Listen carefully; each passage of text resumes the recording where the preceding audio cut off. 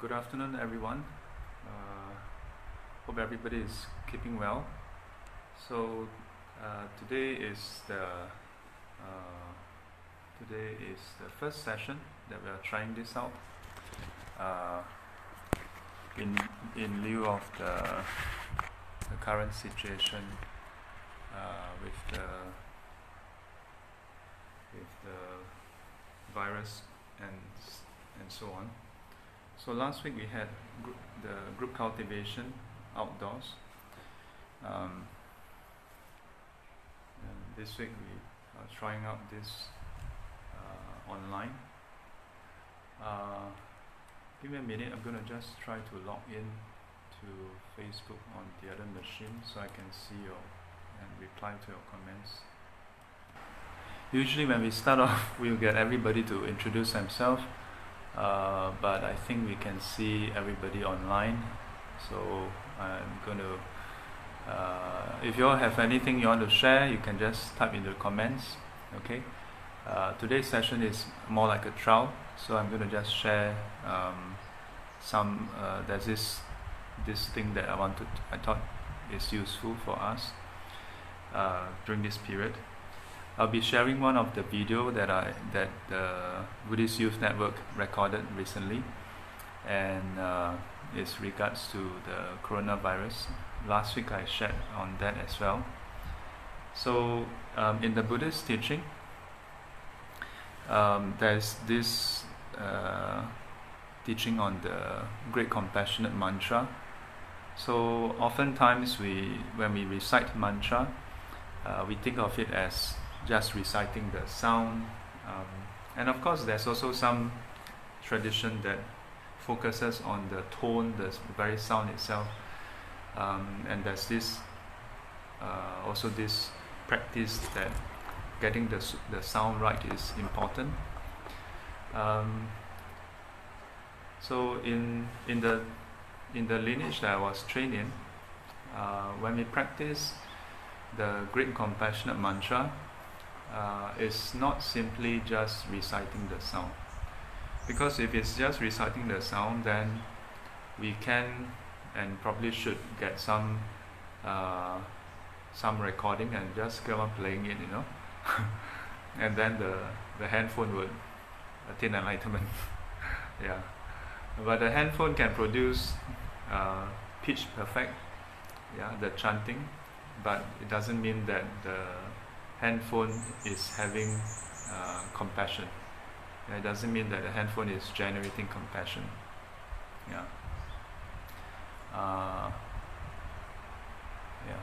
So in that case, how should we be reciting the Great Compassionate Mantra, or for that matter, any other mantra?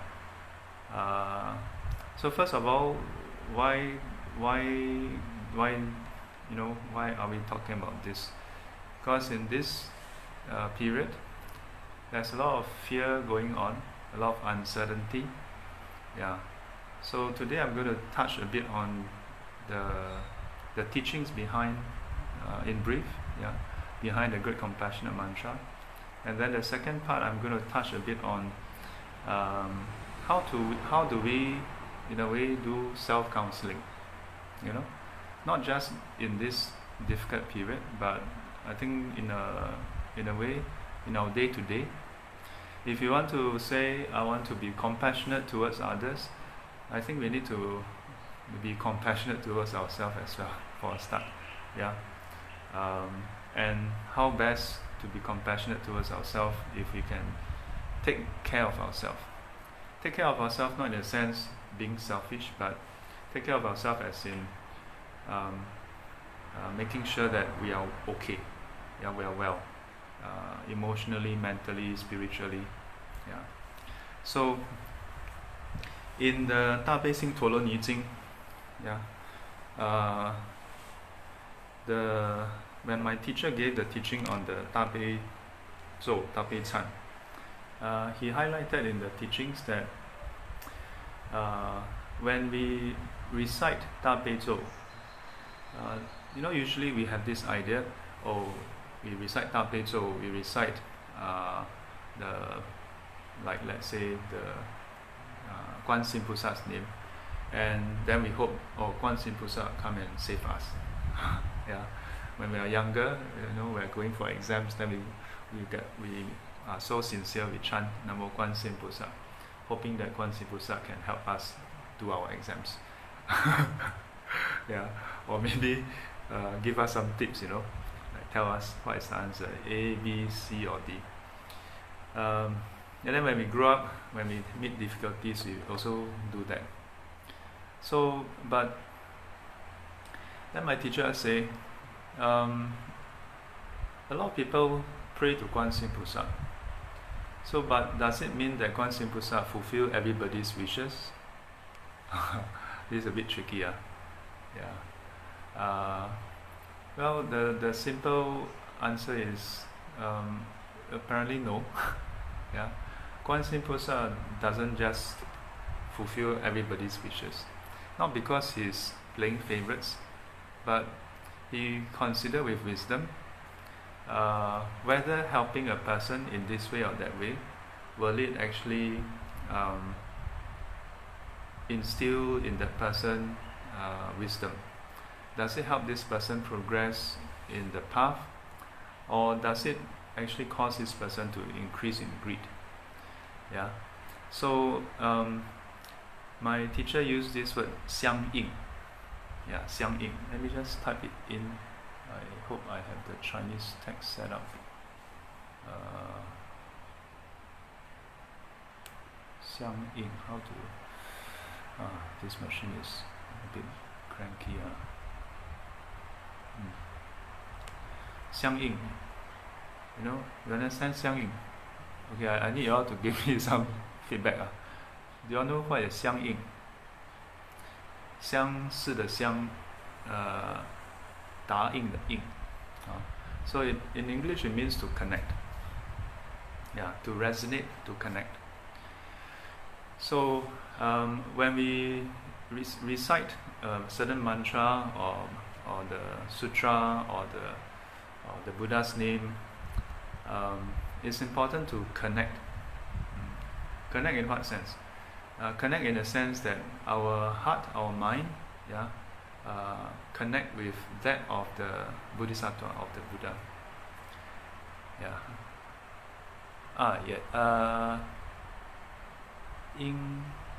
Xiang Ying, yes, correct, that's right.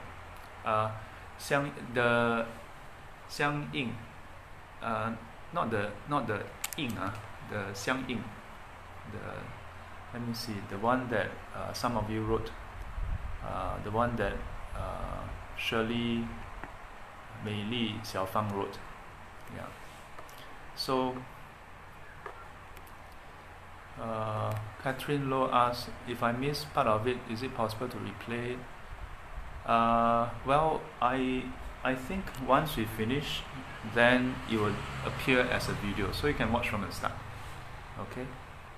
Henry T says same frequency. Yeah, that's more or less like that. Yeah.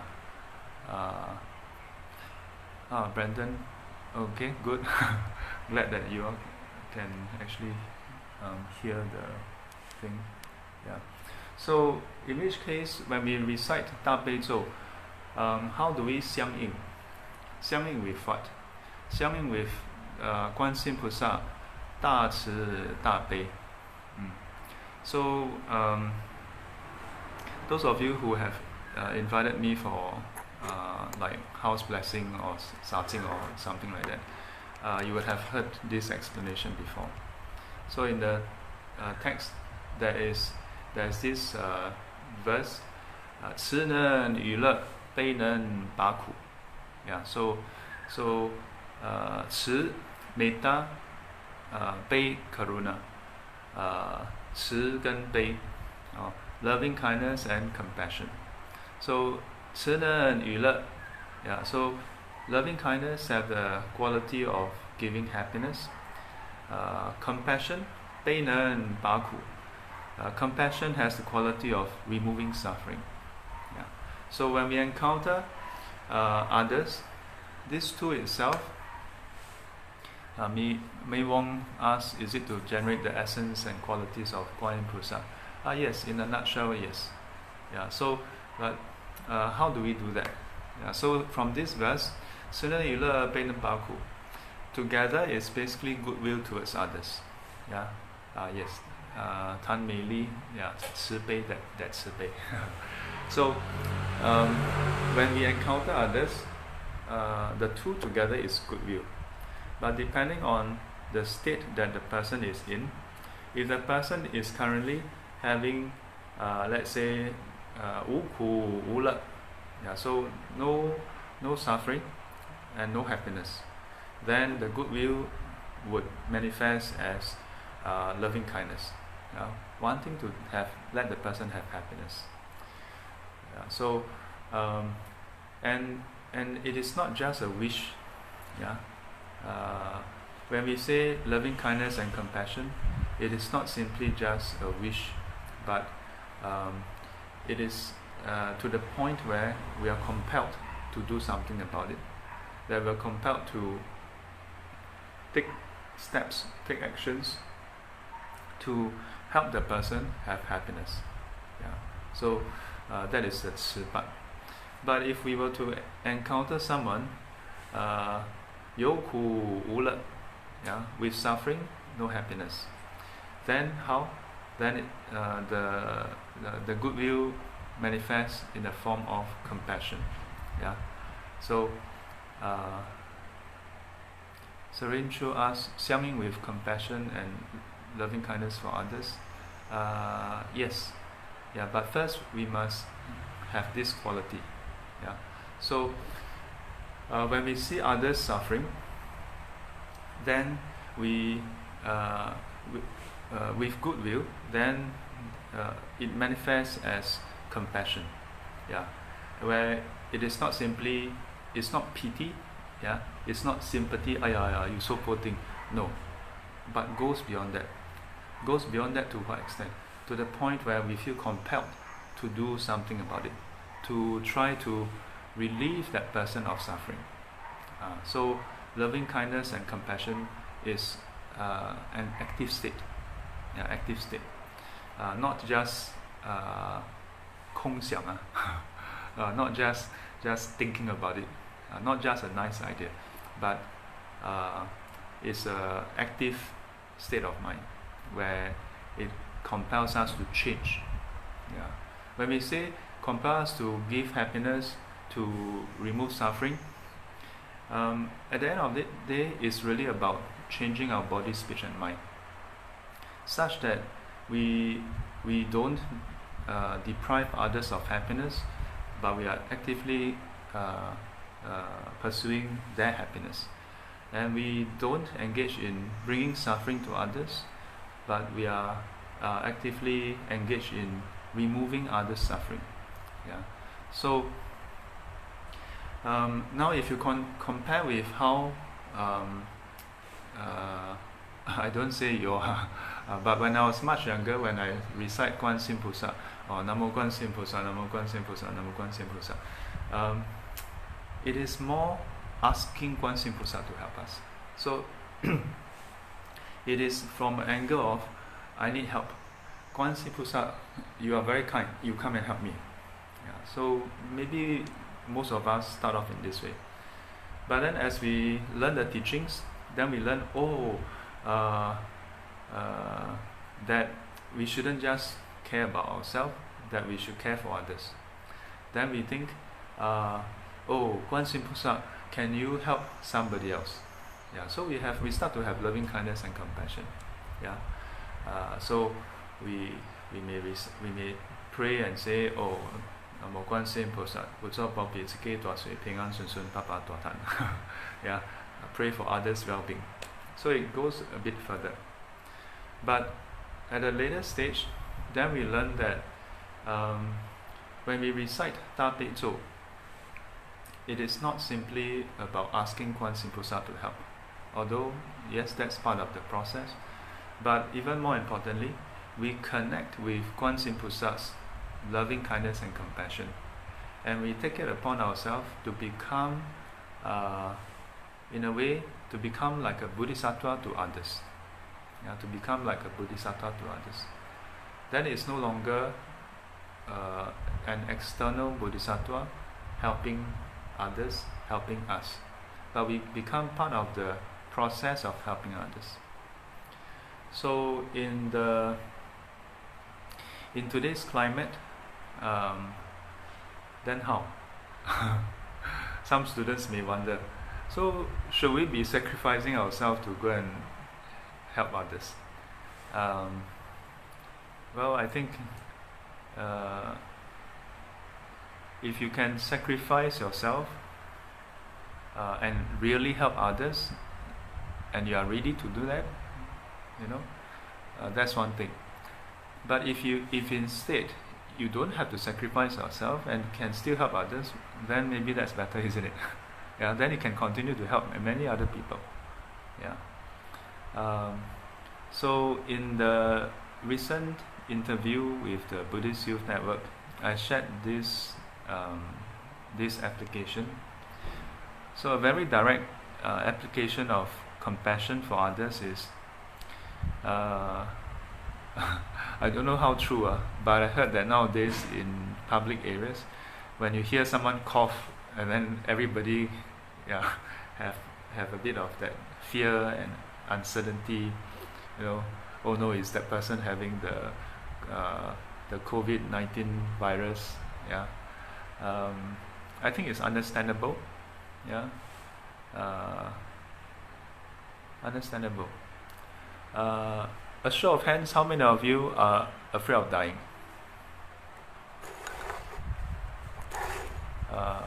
You all can leave your comments. How many of you are afraid of dying? I don't know how real time is the comments are. So if you are afraid of dying, then you can, I don't know, wave or write something. Oh, no response. So nobody is afraid of dying.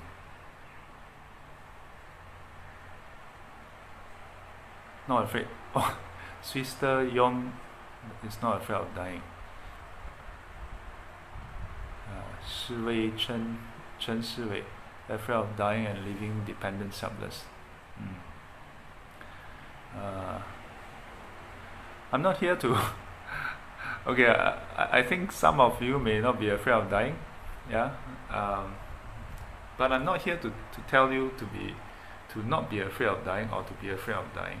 I'm saying it's understandable if you are afraid of dying, yeah. So but the question is, if all of us were to succumb to this, yeah, not the virus, but succumb to this fear, and we end up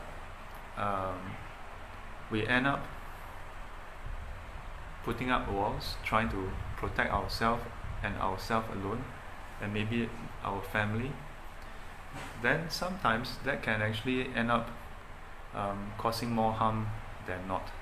Yeah. So in the interview, I shared about how when we hear someone cough, instead of connecting with the self-cherishing ego, yeah, why are we afraid? It's because we are attached to this existence. Yeah. So when we are afraid in this way, compassion cannot arise. So instead, if you hear someone cough, try to listen and connect with the suffering that is behind the coughing. Yeah. Because whether the person is coughing because of normal cough or because of the virus, the person is suffering, isn't it? Yeah, the person is suffering. So this is not easier, but this is one way that we can practice compassion very directly.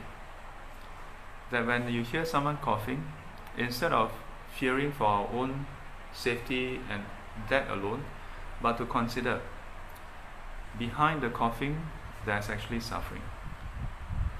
Yeah, think about it for a moment. If the person, even without the virus, when people are coughing, they must be quite uncomfortable. That's why they cough, isn't it? Yeah. So this is a very direct way for us to develop compassion for others. Yeah. Does it mean that then we don't take care of ourselves? No, we do. I mean, you think about it. The doctors, the nurses, they are caring for patients, but they still wear protective gear. Yeah. Oh, hello. Why do you all come in like that? Sorry, because they want to. No. Hey, hello. Don't go by that side. What?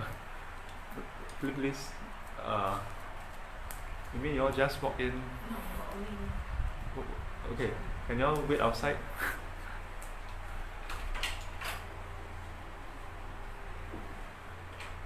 Oh boy. This is so interesting.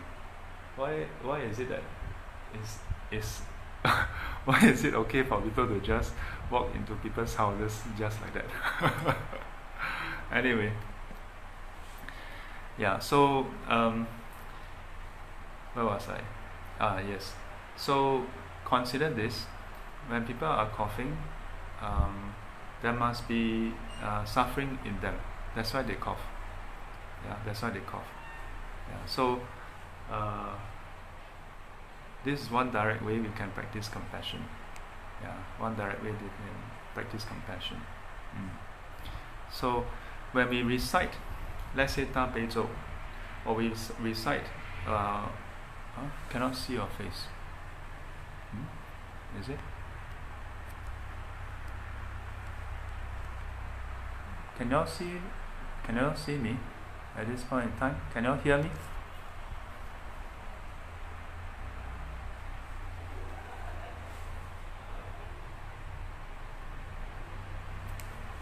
Let me check.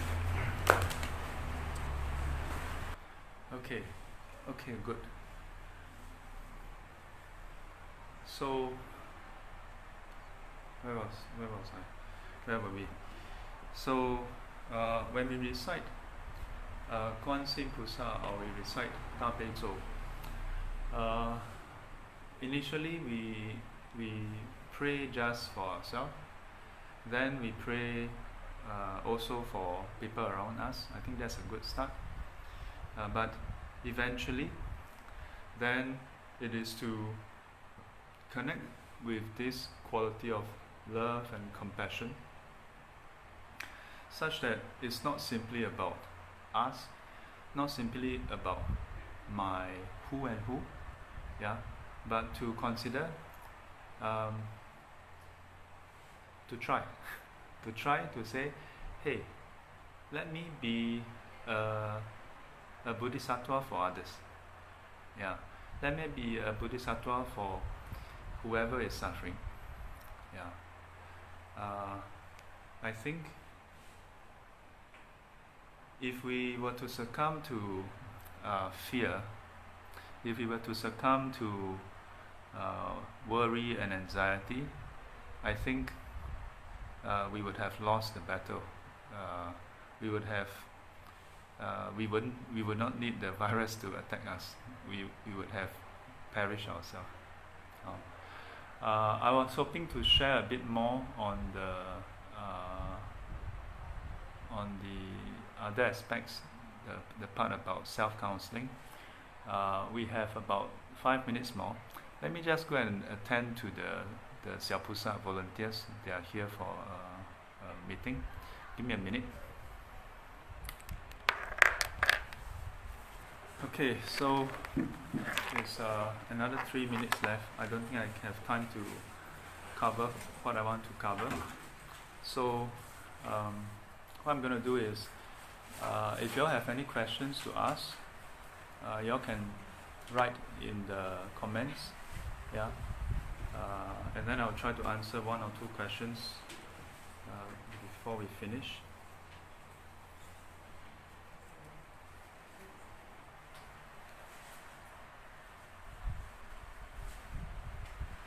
Any questions?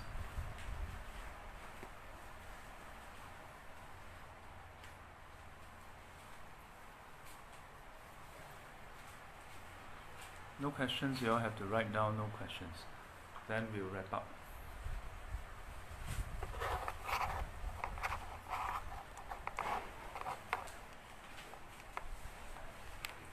Okay. So Queenie Lim mentioned about how there are people who shun the frontline team and move away or avoid them. Yeah, I think this is very sad, because these are the individuals who are actually serving the general public, putting themselves in harm's way. We can say that that this is their job. We can say that, who asked them to choose to be nurses and doctors. But even nurses and doctors can always quit, Yeah, they can always say, oh, I go on MC, oh, I'm not feeling well, so I don't come turn into work. Yeah, they can do anything. Yeah, but for them to choose to continue to work, yeah, and oftentimes in even tougher circumstances than usual. I mean, already I hear from my students who are in the medical industry that whether it's doctors or nurses, the working conditions is not the easiest. So I think now it's even tougher. So I think the least we can do, if we cannot help, is not to shun them. So Brandon asked the question. I listened to Venerable Masters on YouTube who say that one of the main reasons of current epidemic is due to the collective karma of excessive killing. Whenever this question about karma comes up, I always have two answers. Number one, I don't know. Number two, I can what do you call that? I can speculate based on the teachings. I say that I don't know because I haven't reached the state where I can see the function of karma. Yeah, I don't claim to have that ability. And I suspect most teachers, most venerables are saying that based on the teachings. Yeah, but there may be those who can directly see the collective karma. Yeah, I have this respect for those who can. Because for every catastrophe, disaster, natural or otherwise, we all try to find meaning in it. And every country, every religion, every race, we have our own answers for them. In Buddhism, there's this like a black box, yeah, karma, like the one size fits all. Anything that you can't explain, say that it's past karma. That's quite, I don't know. I am not saying that it's not, but it seems quite convenient. Yeah. I honestly don't know. But what I do know is, at this point in time, whoever contract the virus is suffering. The family members and friends would be worried. Yeah, that we all know. So I think as to why it happens, maybe to me is perhaps not so crucial. We should give them our care, our support, and do whatever it takes, yeah, to help them. But yes, there's a common in a way belief that those epidemics and disasters that affect on a large scale are usually attributed to collective karma. Okay, let's see. Yeah, quite a lot of people getting paranoid. Alright, I think that's it. If there are no other questions, let's put our palms together and we'll do the dedication. 愿消三障诸烦恼，愿得智慧真明了，普愿这一障悉消除，世世常行菩萨道。阿弥陀佛。